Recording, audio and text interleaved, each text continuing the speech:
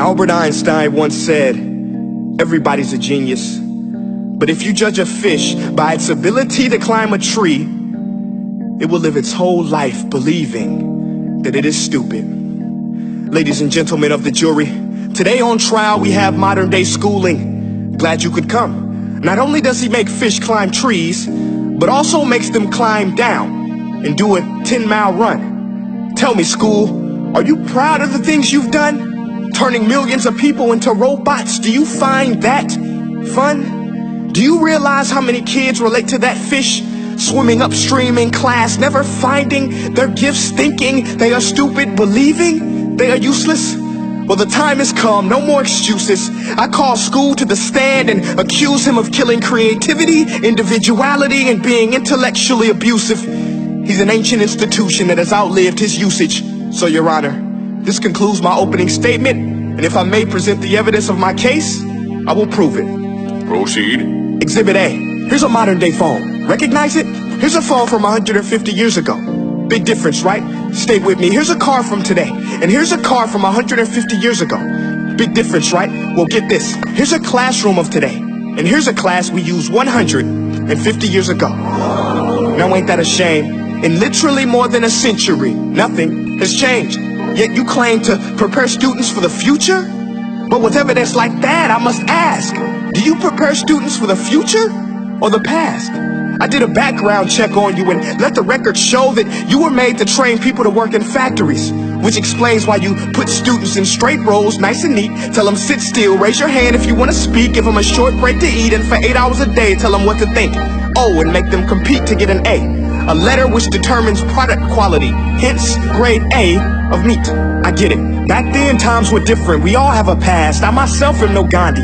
But today, we don't need to make robot zombies. The world has progressed. And now we need people who think creatively, innovatively, critically, independently, with the ability to connect. See, every scientist will tell you that no two brains are the same. And every parent with 2 or more children will confirm that claim.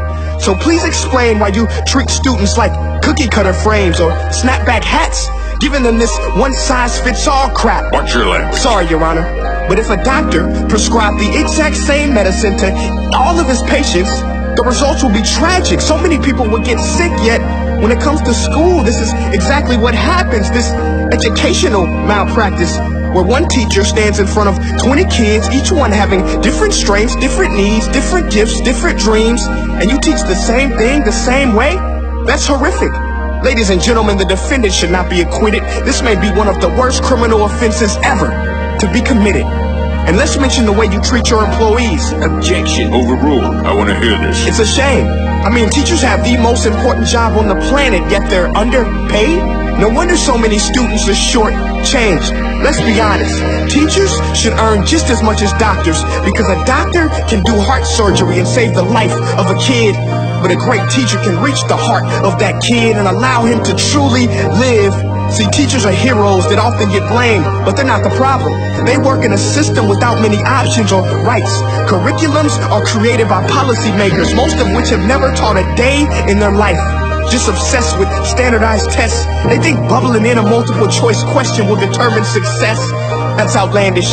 In fact, these tests are too cruel to be used and should be abandoned, but don't take my word for it. Take Frederick J. Kelly, the man who invented standardized testing, who said, and I quote, "These tests are too cruel to be used and should be abandoned." Ladies and gentlemen of the jury, if we continue down this road, the results will be lethal. I don't have much faith in school, but I do have faith in people. And if we can customize healthcare, cars, and Facebook pages, then it is our duty to do the same for education, to upgrade and change and do away with school spirit, because that's useless. Unless we're working to bring the spirit out of each and every student, that should be our task. No more Common Core. Instead, let's reach the core of every heart in every class. Sure, math is important, but no more than art or dance. Let's give every gift an equal chance. I know this sounds like a dream, but countries like Finland are doing impressive things. They have shorter school days.